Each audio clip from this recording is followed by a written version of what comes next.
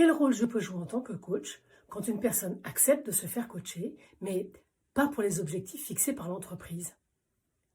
Alors évidemment, quand une personne me demande aidez-moi à me venger de mon PDG, comme je le raconte dans Chères Erreurs, je dois refuser.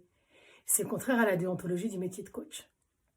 Mais parfois, et même souvent, c'est beaucoup plus subtil que ça. Kevin, jeune DG d'une non moins jeune start-up, m'appelle un jour en me disant Johan, mon directeur de la production est vraiment trop rigide et il me fait perdre un temps de dingue avec ses objections. Il devient plus constructif ou on se sépare.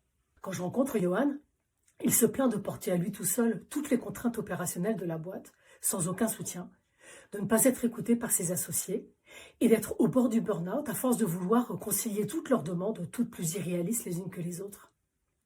Pour lui, se faire traiter de pas constructif alors qu'il se défonce nuit et jour pour la boîte, c'est une insulte.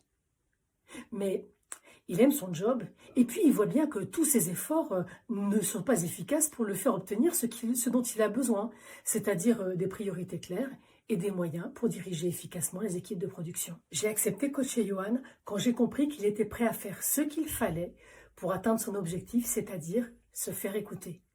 Pour lui, donner à son patron ce qu'il voulait, à savoir être plus constructif dans la forme, c'était pas son objectif de coaching, mais c'était une stratégie pour obtenir ce qu'il voulait.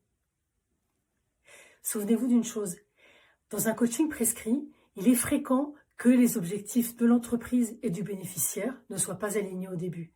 C'est au coach de savoir s'il est envisageable de les faire converger sans forcer ou s'il faut se retirer.